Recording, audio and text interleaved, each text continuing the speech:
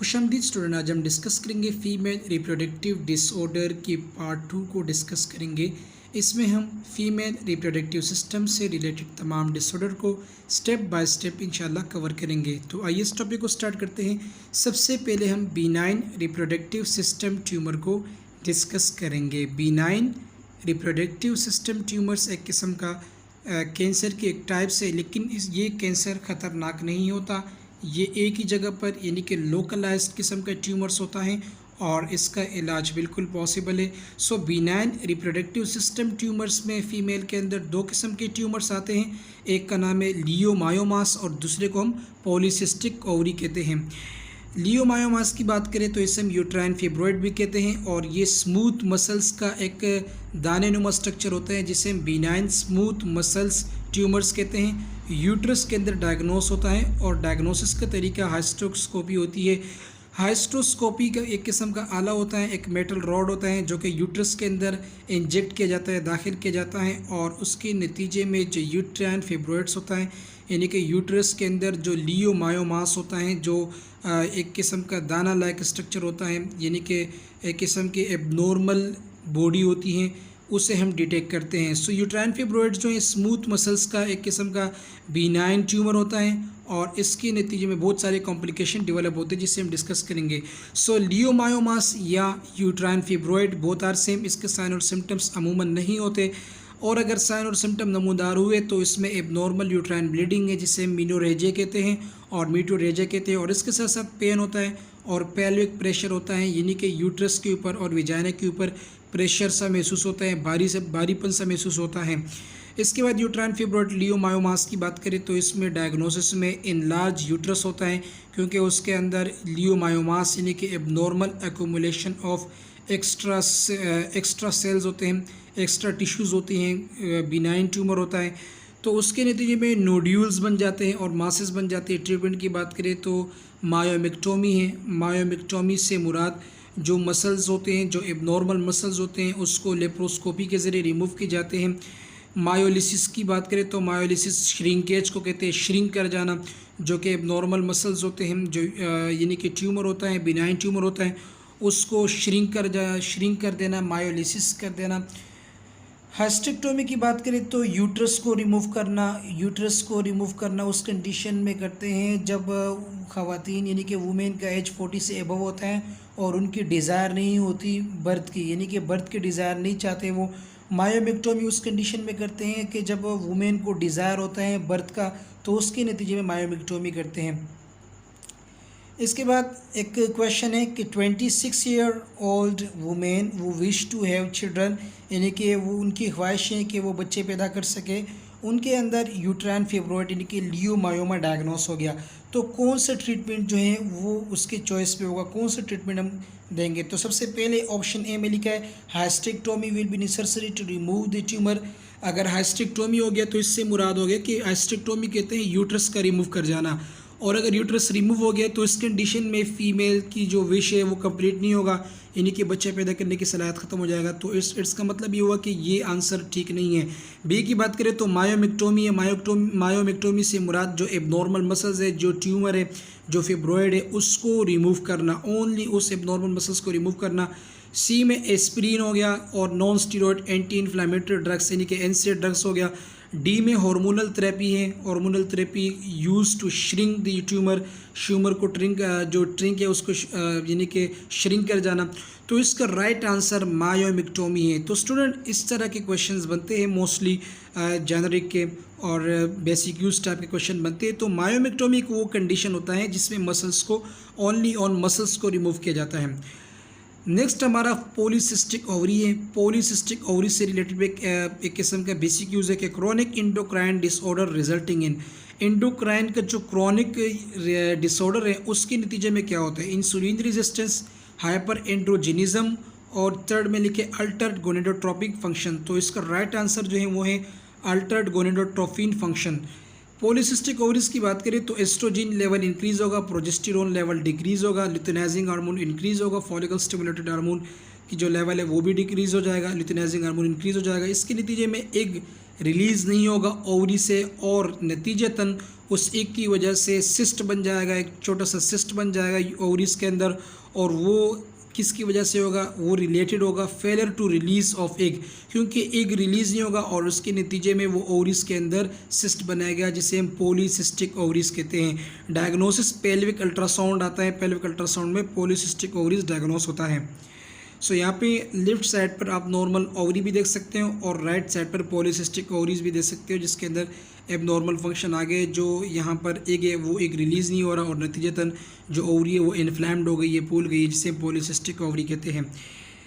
So similarly यहाँ पे right side पर आप पॉलीसिस्टिक ओवरी को ऑब्जर्व कर सकते हो, उसके अंदर उसका स्ट्रक्चर के अंदर एबनॉर्मलिटीज़ आ गई है और नॉर्मल ओवरी को भी ऑब्जर्व कर सकते हो। पॉलीसिस्टिक ओवरीज में साइन और सिम्टम में इर्रेगुलर मेंस्ट्रुअल पीरियड है, इसके अलावा इनफ्रीक्वेंट और एब्सेंट्स है, इसके अलावा हेरोस्टिज्म है, ओबेसिटी, ये सारी चीज़ें इसके साइन और सिम्टम में इंक्लूड है। पॉलीसिस्टिक ओवरीज के ट्रीटमेंट की बात करें तो सबसे पहले ओरल कंट्रासेप्टिव्स है, सेकंड में जो है वो स्पिरेनिलोलेक्टोन शामिल है। स्पिरेनिलोलेक्टोन जो है ये किस्म के मेडिसिन है, ल्यूप्रोलाइड शामिल है, मीटाफॉर्मिन और इसके अलावा क्लोमीफिन, ये इसके मेडिसिन है। सर्जरी की बात करें तो ओफोरेक्टोमी, रिमूवल ऑफ ओवरी को हम ओफोरेक्टोमी कहते हैं। एडिशनल ट्रीटमेंट की बात करें तो वेट मैनेजमेंट बहुत ज़रूरी है, एक्सरसाइज, लिपिड प्रोफाइल को मॉनिटर करना और ग्लूकोज लेवल मॉनिटर करना। Polycystic ovary long term complication is infertility, that is a very important point कि लॉन्ग टर्म कॉम्प्लिकेशन क्या है, तो लॉन्ग टर्म कॉम्प्लिकेशन जो है वो इनफर्टिलिटी है। इसके बाद हम मैलिग्नेंट डिसऑर्डर को डिस्कस करेंगे, जो मैलिग्नेंट कैंसर है उसको डिस्कस करेंगे फीमेल रिप्रोडक्टिव सिस्टम का। तो इसमें सबसे पहले हम डायग्नोस्टिक टेस्टिंग की बात करें कि वो कौन से टेस्ट है जिसकी वजह से फीमेल रिप्रोडक्टिव सिस्टम के जो मैलिग्नेंसी होती है यानी कि कैंसर होते हैं वो डायग्नोस होता है। तो सबसे पहले पेप टेस्ट आता है, जिसे हम पेप स्मीयर भी कहते हैं। सेल जो है वो स्क्रैप करते हैं सर्विक्स से, वेजाइना से, और उसके नतीजे में उसको माइक्रोस्कोप में एग्जामाइन करते हैं डिजीज़ को और उससे रिलेटेड प्रॉब्लम को एग्जामाइन करते हैं पैथोलॉजिकल लैब में। तो पेप टेस्ट को पेप स्मीयर भी कहते हैं और ये सबसे अहम टेस्ट होता है मैलिग्नेंट ट्यूमर को डिटेक्ट करने के लिए फीमेल की सर्विक्स से सैंपल लिया जाता है। सेकंड में कोल्पोस्कोपी कहते हैं। कोल्पोस्कोपी भी एक किस्म का लूमा सर्वाइकल इमेजिंग सिस्टम होता है, जिसके नतीजे में एक कोलोस्कोप इल्यूमिनेट्स को सर्विक्स के अंदर ऑब्जर्व करते हैं, इंजेक्ट करते हैं, इसको जो कोलोस्कोप इल्यूमिनेट्स होता है उसको सर्विक्स के अंदर इंजेक्ट करते हैं। इंजेक्ट करने के बाद बायोप्सी यानी कि उस एंडोमेट्रियल टिश्यूज़ को रिमूव किए जाते हैं, स्मॉल पार्ट को रिमूव किए जाते हैं और लैब में भेजे जाते हैं, बायोप्सी जिसे हम कहते हैं, और उसके बाद उसके सेल के अंदर एब्नॉर्मलिटीज़ को फाइंड आउट करते हैं। इसके बाद थर्ड पर जो है कोनाइजेशन है। कोनाइजेशन को loop electro surgery excision procedure के ज़रिए यहाँ पे सेल को रिमूव कर देते हैं और उसको भी ऑब्ज़र्व करते हैं कैंसर के लिए। इंडोमेट्रियल बायोप्सी की बात करें तो इंडोमेट्रियल बायोप्सी कैथेटर को इंसर्ट किया जाता है यूट्रस के अंदर वेजाइना के ज़रिए, ताकि जो यूट्रस है इंडोमेट्रियल कैविटी है वहाँ से स्मॉल सेल कैप्चर कर देते हैं, स्मॉल सेल जो है उसको प्रिक कर देते हैं और ताकि यूट्राइन लाइनिंग को ऑब्जर्व कर पैथोलॉजिकल लैब में उसको भेजा जाता है। यानी कि जो इंडोमेट्रियल सेल है उसको रिमूव करते हैं स्मॉल कैथेटर के ज़रिए और फिर उसको लैब में भेजा जाता है। उसके जो इंडोमेट्रियल सेल है उनके अंदर एबनॉर्मलिटीज़ देखते हैं कि आया डिस्प्लेजिया या न्यू प्लाज्म ग्रोथ तो नहीं हो रहा, इसे हम इंडोमेट्रियल बायोप्सी कहते हैं। इसके बाद सर्विकल कैंसर है। सर्विकल कैंसर जो सर्विक्स का कैंसर होता है इसके अपने अपने स्टेजेस है। स्टेज 0 पर C2 होता है। C2 का मतलब यहाँ पर प्री कैंसर सेल होते हैं या नो एविडेंस होता है। तो इसके नतीजे में जो है सेकेंड पे आते हैं स्टेज 2। स्टेज 2 जो होते हैं वो कॉन्फिन टू सर्विक्स यानी कि सर्विक्स के ऊपर सेल जो है डेवलप हो जाते हैं और इसके ट्रीटमेंट में रेडिएशन है, मेडिकल हास्टेक्टोमी है यानी कि यूट्रस को रिमूव कर जाना। स्टेज 3 की बात करें extension beyond cervix but not pelvic wall, यानी कि जो सर्विक्स होते हैं उसके बियॉन्ड फैल जाता है कैंसर, लेकिन पेल्विक वॉल तक नहीं पहुंचता और इसके अलावा वेजाइना के लोअर थर्ड पार्ट तक भी नहीं पहुंचता। स्टेप 3 की बात करें तो पेल्विक वॉल तक भी पहुंच जाता है और इसके अलावा no cancer free space between tumour and pelvic wall on the rectal examination, involvement of lower third of vagina, hydronephrosis और नॉन फंक्शनिंग किडनी, यानी कि स्टेज 3 इंतहाई ख़तरनाक होता है। पेल्विक वॉल के अंदर भी कैंसर पेनिट्रेट कर जाता है। इसके अलावा पूरे पेल्विक कैविटी के अंदर, यूरिनरी ब्लैडर के अंदर, इसके अलावा किडनी, यूरेटर, ब्लैडर, विजाना, इनके अंदर कैंसर फैल जाता है। स्टेज 4 की बात करें तो यहाँ पर पेल्विस हो गया, clinical involvement of mucosa, bladder, rectum, इसके अलावा पूरी बॉडी के अंदर जो है स्टेज 4 को एडवांस भी कहते हैं, ये कैंसर फैल जाता है। स्टेज 3 की बात करें तो स्टेज 3 में भी रेडिएशन है और इसके अलावा सिस्प्लेटिन बेस्ड कीमोथेरापी लगाए जाते हैं। इसके अलावा स्टेज 4 की बात करें तो रेडिएशन है, पैलिएटिव केयर आता है, इसके अलावा सिस्प्लेटिन बेस्ड कीमोथेरापी, ये सारी चीज़ें इसके ये इंतहाई इंपॉर्टेंट है। स्टेज 1 में क्या होते हैं, जो सर्विकल कैंसर होता है, स्टेज 2 में क्या होता है, उसकी ट्रीटमेंट क्या है, ये सारी चीज़ें बहुत ही ज़्यादा इंपॉर्टेंट है। इसके बाद हम इंडोमेट्रियल कैंसर को डिस्कस करेंगे। बेसिकली इंडोमेट्रियल कैंसर, जो इंडोमेट्रियल लाइनिंग होती है यूट्रस की, उसकी जब न्यू प्लाज्म होता है यानी कि एबनॉर्मल ग्रोथ पैदा होता है, इसे हम इंडोमेट्रियल कैंसर कहते हैं। इंडोमेट्रियल कैंसर का मेजर जो है prolong exposure to estrogen, estrogen को जब यूट्रस की लाइनिंग प्रोलॉन्ग यानी कि लंबे टाइम तक एक्सपोज होता है तो उसके नतीजे में इंडोमेट्रियल कैंसर के चांसेस बढ़ जाते हैं। इसके अलावा अदर रिस्क फैक्टर में एज है, 60 साल से ज़्यादा उम्र, infertility, diabetes, family history, other cancer, इसके अलावा लाइफस्टाइल, ओबेसिटी, स्मोकिंग, ये सारे इसके रिस्क फैक्टर है। लेकिन सबसे अहम मेजर रिस्क फैक्टर जो है वो एस्ट्रोजन है, prolong exposure estrogen. Endometrial cancer की ट्रीटमेंट और नर्सिंग केयर की बात करें तो डायग्नोसिस में इंडोमेट्रियल बायोप्सी शामिल है, ट्रीटमेंट में सर्जिकल थेरेपी है, सर्जिकल थेरेपी के अलावा सर्जिकल थेरेपी में हाइस्टेक्टोमी है, फर्स्ट चॉइस ऑफ ट्रीटमेंट। हाइस्टेक्टोमी कहते हैं रिमूवल ऑफ यूट्रस को, कीमोथेरेपी है, रेडिएशन है और इसके अलावा ब्रैकीथेरेपी है। ब्रैकीथेरेपी की बात करें तो brachytherapy internal radiation implantation which deliver a high dose of radiation to localised area, यानी कि इंटरनल रेडिएशन की एक किस्म है जिसमें हाई रेडिएशन को इम्प्लीमेंट करते हैं यूट्रस के अंदर। The radiation device is place near the tumour इन वेजाना, यानी कि जो रेडिएशन डिवाइस होते हैं उसको वेजाना के अंदर यानी कि दाखिल किया जाता है और बहुत ही करीब रखते हैं, जिसकी वजह से जो यानी कि एबनॉर्मल ग्रोथ होता है, जो कैंसर होते हैं इंडोमेट्रियल टिश्यूज़ का, वो ख़त्म हो जाए। इसके अलावा रेडियो आइसोटोप्स जो है वो लोडेड होता है डिवाइस के अंदर, जिसके नतीजे में यानी कि एबनॉर्मल न्यू प्लाज्म ग्रोथ होते हैं उसको रिमूव किया जाता है। इसके बाद post op intervention for pain hysterectomy, pain hysterectomy जो हाइस्टेक्टोमी को रिमूव कर जाते हैं, जो पोस्ट ऑपरेटिव इंटरवेंशन होता है, इसे पोस्ट ऑपरेटिव इंटरवेंशन भी कहते हैं। पेन हाइस्टेक्टोमी, हिस्टेक्टोमी रिमूव किया गया तो इसके नतीजे में एनाल्जेसिया, पेन किलर देना है, एम्बुलेशन देना है, इसके अलावा फ्लैटिस यानी कि गैस को कम करना है, heat to abdomen, psychological support, teaching for home care, ये सारी चीज़ें पोस्ट ऑपरेटिव इंटरवेंशन है, यानी कि ऑपरेशन के बाद इंटरवेंशन है पेन हाइस्टेक्टोमी से रिलेटेड। इसके बाद ओवरियन कैंसर की बात करें तो ओवरीज के अंदर मैलिग्नेंट कैंसर का बन जाना ओवरियन कैंसर कहलाता है।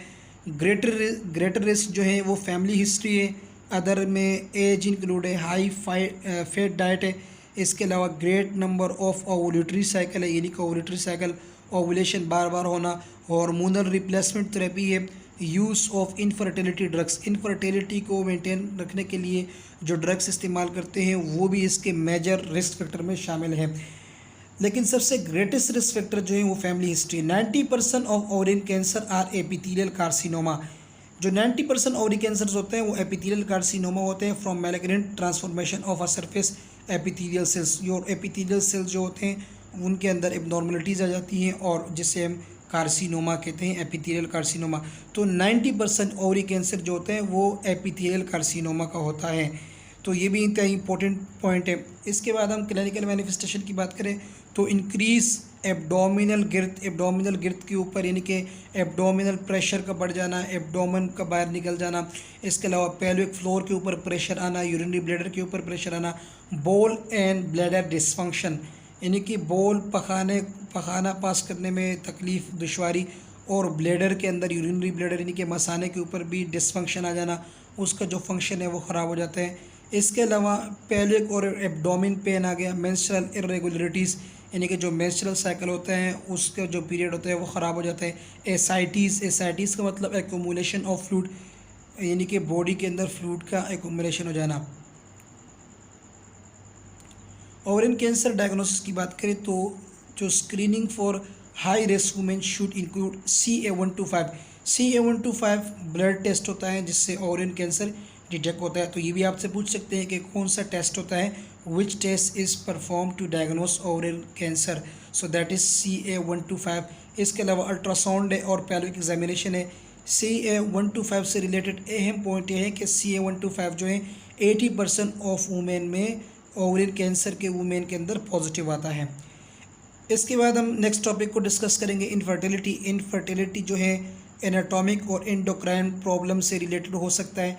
डायग्नोस्टिक टेस्ट में इंडोमेट्रियल बायोप्सी शामिल है फीमेल के अंदर, ताकि उस टिश्यूज़ को डिटेक्ट करें। इसके अलावा फेसिस ऑफ मेंस्ट्रुअल साइकिल को भी डिटेक्ट करें इंडोमेट्रियल बायोप्सी के ज़रिए। इंडोक्राइन इम्बैलेंस टेस्टिंग, इसमें इनके थायराइड हो गया, इसके अलावा टेस्टोस्टेरोन, प्रोजेस्टेरोन, जो मुख्तलिफ़ किस्म के सेक्स हार्मोन है उसके टेस्टिंग से भी इंडोक्राइन इम्बैलेंस का पता लग सकता है। Laparoscopy to discover condition such as endometriosis, adhesions और स्कार टिश्यूज़। लेप्रोस्कोपी कैमरे के ज़रिए ऑब्जर्वेशन करना, कैमरे के ज़रिए डायग्नोस करना, ताकि एंडोमेट्रियोसिस तो नहीं हुआ है, जो एंडोमेट्रियल सेल्स हैं वो कहीं ओवरी के अंदर ग्रो तो नहीं हुआ है, फिलोपियन ट्यूब्स के अंदर ग्रो तो नहीं हुआ है, वेजाइना के बाहर तो नहीं आ रहे, तो इसके नतीजे में लेप्रोस्कोपी को परफॉर्म किया जाता है। इसके बाद हम स्पॉन्टेनियस एबॉर्शन की बात करें। एबॉर्शन बेसिकली पहले एबॉर्शन की बात करें। एबॉर्शन को मिस कैरेज भी कहते हैं, यानी कि हमल का ज़ाया हो जाना। इसके बहुत सारे कंडीशन होते हैं, इसमें स्पॉन्टेनियस एबॉर्शन भी शामिल है, इसके अलावा मेडिकल एबॉर्शन शामिल है। कुछ ऐसे एबॉर्शन होते हैं जो यानी कि मदर होते हैं वो खुद चाहते हैं कि प्रेगनेंसी पिल्स के ज़रिए यानी कि मेडिसिन के ज़रिए ज़ाया कर दें, कुछ ऑपरेशन के ज़रिए होते हैं। तो यहाँ पे हम स्पॉन्टेनियस एबॉर्शन को डिस्कस करेंगे। स्पॉन्टेनियस एबॉर्शन को मिसकैरेज भी कहते हैं, और ये एक्सपल्जन होता है कंसेप्ट बिफोर वेबिलिटी, यानी कि जो कंसेप्ट होता है वो ज़ाया हो जाता है, यानी कि जो प्रेगनेंसी होती है वो ज़ाया हो जाती है, जिसे स्पॉन्टेनियस एबॉर्शन कहते हैं। इसके अलावा हैबिचुअल एबॉर्शन भी है, इसके अलावा बहुत सारे टाइप्स है एबॉर्शन के, लेकिन सबसे इम्पोर्टेंट जो है ये वाला टाइप्स है। साइन और सिम्टम की बात करें तो पिंक और ब्राउन डिस्चार्ज आता है, यानी कि जो फीमेल का वेजाइना है उससे पिंक और ब्राउन डिस्चार्ज आता है। इसके अलावा क्रैम्पिंग आती है, और ब्लीडिंग जो है वेजाइनल ब्लीडिंग इंक्रीज़ हो जाता है। क्लोटी मेंस्ट्रुअल फ्लो, यानी कि जो मेंस्ट्रुअल फ्लो होता है, जो ब्लड के फ्लो होते हैं वो क्लोटी होते हैं। पल्स रेट बढ़ जाते हैं, ब्लड प्रेशर जो है गिर जाता है। इसके बाद एक्टोपिक प्रेगनेंसी की बात करें तो एक्टोपिक प्रेगनेंसी वो कंडीशन होता है जब फर्टिलाइज ओव्यूम इम्प्लांट्स होता है, ग्रो कर जाता है फिलोपियन ट्यूब्स के अंदर, यानी कि यूट्रस के बजाय फिलोपियन ट्यूब्स के अंदर या किसी और यूट्राइन केविटी यानी कि ओवरीज के अंदर या फिलोपियन ट्यूब्स के अंदर ग्रो कर जाता है, तो इस कंडीशन को हम एक्टोपिक प्रेगनेंसी कहते हैं। Most important point is that most common in fallopian tubes, यानी कि ये मोस्टली फिलोपियन ट्यूब्स जिसे ओविडक्ट्स भी कहते हैं वहाँ पर एक्टोपिक प्रेगनेंसी होती है। तो ये इंतहाई इंपॉर्टेंट पॉइंट है। एक्टोपिक प्रेगनेंसी की एटियोलॉजी की बात करें, यानी कि कॉसेस की बात करें, तो स्कारिंग हो गया, इन्फ्लामेशन हो गया फिलोपियन ट्यूब्स का, जिसके नतीजे में जो यानी कि फिलोपियन ट्यूब्स होते हैं ओविडक्ट होते हैं, इन्फ्लामेशन के ज़रिए ब्लॉक हो जाते हैं, तो ओम बाहर नहीं निकलता, और उसके नतीजे में ओम वहीं पर ग्रो कर जाता है, वहीं पर प्रेगनेंसी आ जाती है। और इसे माल फॉर्मेशन भी कहते हैं, जेनेटल माल फॉर्मेशन, यानी कि पैदाइशी तौर पर एबनॉर्मलिटीज़ आ गई। साइन और सिम्टम्स की बात करें तो एब्डोमिनल पेन है, टेंडरनेस है, यानी कि उस जगह को आप टच करोगे तो सेंसिटिव आएगा, पेन महसूस होगा पेशेंट को। इसके अलावा लाइफ थ्रेटनिंग जो है, लाइफ थ्रेटनिंग में एब्डोमिनल पेन है, सीवियर एब्डोमिनल पेन है। इसके अलावा ट्रीटमेंट की बात करें तो लेप्रोटोमी कहते हैं, लेप्रोस्कोपी के ज़रिए एक्टोपिक प्रेगनेंसी को रिमूव करना। ट्रांसफ्यूजन ऑफ ब्लड, यानी कि ब्लड की ट्रांसफ्यूजन भी ज़रूरी है, पड़ सकती है लेप्रोटोमी के ज़रिए। और इसके अलावा इंट्रा एब्डोमिनल ब्लीडिंग भी हो सकता है, और हाइपोवोलेमिक शॉक भी हो सकता है पेशेंट को। तो इस कंडीशन में पेशेंट जो है रिस्क पर होता है। हाइड्रोथर्डिफोमोल या इसके अलावा इसे हम GTD भी कहते हैं, गेस्टेशनल ट्रोफोब्लास्टिक डिजीज़। एक किस्म के डिजीज़ होते हैं जब ओवरी से ओवम निकलता है तो वो 2 सेल में डिवाइड हो जाते हैं, 2 सेल 4 सेल में डिवाइड हो जाता है, 4 सेल 8 सेल में 8 16 सेल में डिवाइड हो जाते हैं, और उसके नतीजे में मोरूला बनता है। इसके बाहर सेल की क्लियर बन जाती है जिसे हम ट्रोफोब्लास्टिक सेल कहते हैं। वो trophoblastic cell endometrial lining of uterus के साथ जुड़ जाते हैं, और जिसके नतीजे में प्लाजेंटा बनता है। अब अगर ये ट्रोफोब्लास्टिक सेल बहुत ही ज़्यादा बन रहे हैं, इंतहाई तेज़ी के साथ ज़्यादा बन रहे हैं, तो प्लाजेंटा की ग्रोथ में इजाफा होगा, और उसके नतीजे में यूट्रस जो है प्लाजेंटा यानी कि ट्रोफोब्लास्टिक सेल से भर जाएगा, और इस कंडीशन को हम हाइड्रोथर्डिफोमोल कहते हैं या गेस्टेशनल ट्रोफोब्लास्टिक डिजीज़ कहते हैं। हाइड्रोथर्डिफॉर्म मोल और मोलर प्रेगनेंसी, इसे मोलर प्रेगनेंसी भी कहते हैं, resulting from over production of the tissue that is suppose to develop into the placenta. जैसे कि आपको पहले बताया ट्रोफोब्लास्टिक सेल होते हैं। The placenta feeds the foetus during the pregnancy. Placenta का काम ये होता है कि ऑक्सीजन को सप्लाई करता है, फूड को सप्लाई करता है, ब्लड को सप्लाई करता है। विद द मोलर प्रेगनेंसी के साथ the tissue develop into abnormal growth called a mass. अब ये टिश्यू यानी कि प्लाजेंटा के ट्रोफोब्लास्टिक सेल एबनॉर्मल हो जाते हैं और इसे मास भी कहते हैं। दो टाइप्स है इसके। पहला टाइप्स का नाम है partial molar pregnancy, there is abnormal placenta and some foetal development. जो पार्शियल मोलर प्रेगनेंसी होता है उसमें एबनॉर्मल प्लाजेंटा भी होता है लेकिन फीटल डेवलपमेंट भी होती है। कंप्लीट मोलर प्रेगनेंसी की बात करें तो एबनॉर्मल प्लाजेंटा होता है लेकिन कोई फीटस नहीं होता। Both forms are due to problem during fertilisation. Fertilisation के दौरान ये प्रॉब्लम हो सकता है। The exact cause of fertilisation problem is unknown. जो फर्टिलाइजेशन के कॉजेज़ की जो प्रॉब्लम है वो अननोन है, यानी कि इडियोपैथिक है। इसके अलावा diet low in protein, animal fat, vitamin A में अब ये सारी चीज़ें जो है एक गुड रोल प्ले कर सकते हैं इस कंडीशन में। ट्रीटमेंट की बात करें तो DNC याद रखें, डायलेशन एंड करेटेज हिस्टेक्टोमी। हिस्टेक्टोमी वो कंडीशन होता है जब यूट्रस के अंदर ट्रोफोब्लास्टिक सेल अनकंट्रोल ग्रो कर जाते हैं तो हिस्टेक्टोमी कहते हैं रिमूवल ऑफ यूट्रस को। इसके बाद हम फेस्टूला की बात करें तो फेस्टूला एक पैसेज होता है, एक होल होता है जो कि दो ऑर्गन के दरमियान या ऑर्गन और स्किन के दरमियान एक टनल, एक सुराख सा बन जाता है और इसे हम फेस्टूला कहते हैं। इसके बाद वेसिको वेजाइनल फेस्टूला आता है। वेसिको वेजाइनल फेस्टूला ब्लेडर यानी कि यूरिनरी ब्लेडर और वेजाइना के दरमियान एबनॉर्मल कनेक्शन होता है। सर्विकल फेस्टूला की बात करें तो ओपनिंग होता है, एबनॉर्मल फेस्टूला होता है सर्विक्स के दरमियान। इसके बाद एंटीरो वेजाइनल फेस्टूला की बात करें तो एंटीरो वेजाइनल फेस्टूला यानी कि इंटेस्टाइन और वेजाइना के दरमियान एक एबनॉर्मल होलो कनेक्शन होता है। रिक्टो वेजाइनल फेस्टूला की बात करें तो ये रिक्टम और वेजाइना के दरमियान एबनॉर्मल होल बन जाता है जिसे हम रिक्टो वेजाइनल फेस्टूला कहते हैं। ये सारे इसके टाइप्स हैं। सो यहाँ पर हम ब्रेस्ट कैंसर को डिस्कस करने वाले हैं। ब्रेस्ट कैंसर हमारा अगला टॉपिक है। Second major cause of cancer death among women. ख़वातीन के अंदर ये दूसरा अहम कॉज है कैंसर डेथ का। Statistics indicate that 1 in 10 will develop cancer sometimes during her life. एक में से 10 खातून जो है कैंसर डेवलप हो जाते हैं उनके अंदर उनके लाइफ में। The key to cure is early detection, यानी कि इसकी जो की है इलाज है अर्ली डिटेक्शन में, यानी कि बहुत ही जल्दी अगर पता लग जाए ब्रेस्ट कैंसर का तो इसकी जो सर्जरी है और इसके अलावा इसकी जो केमोथेरापी है उसका रिज़ल्ट बहुत अच्छा होता है। तो इसमें फ़िज़िकल एग्जामिनेशन है, मेमोग्राफी है। मेमोग्राफी यानी कि मेमोरी ग्लैंड से निकला है तो मेमोग्राफी जो यानी कि ब्रेस्ट होते हैं उसकी एग्जामिनेशन के ज़रिए पता लगता है एबनॉर्मल नोड्यूल्स का, एबनॉर्मल ग्रोथ का। और इसके अलावा breast self examination. 5 year survival rate is 97% for localise cancer. अगर ब्रेस्ट के अंदर लोकलाइज कैंसर होगा तो 97% सर्वाइवल रेट के चांसेस है। 76% for cancer that has spread regionally. 76% survival rate उन पेशेंट के लिए जिनका कैंसर मामूली सा स्प्रेड हो गया है। इसके अलावा 21% for cancer having distant metastasis. 21% जो सर्वाइवल रेट है वो उन पेशेंट के लिए जिनका कैंसर सेकेंडरी और प्राइमरी ऑर्गन्स यानी कि उससे रिलेटेड ऑर्गन्स में शिफ्ट हो गया है, मेटास्टेसिस हो गया है। हाई रिस्क की बात करें ब्रेस्ट कैंसर के कौन से हाई रिस्क है तो हैड अ मदर और सिबलिंग विद ब्रेस्ट कैंसर। वो पेशेंट या वो लोग जिनके मदर या सिबलिंग्स हो ब्रेस्ट कैंसर हुआ है माजी में तो वो रिस्क पर है ब्रेस्ट कैंसर के। नेवर हैड चिल्ड्रन यानी कि बच्चों की पैदाइश ना होना बांझपन की वजह से, और हैड फर्स्ट चाइल्ड आफ्टर 30 और 30 साल के बाद पहले बच्चे की पैदाइश, ये सारी इसके रिस्क फैक्टर है।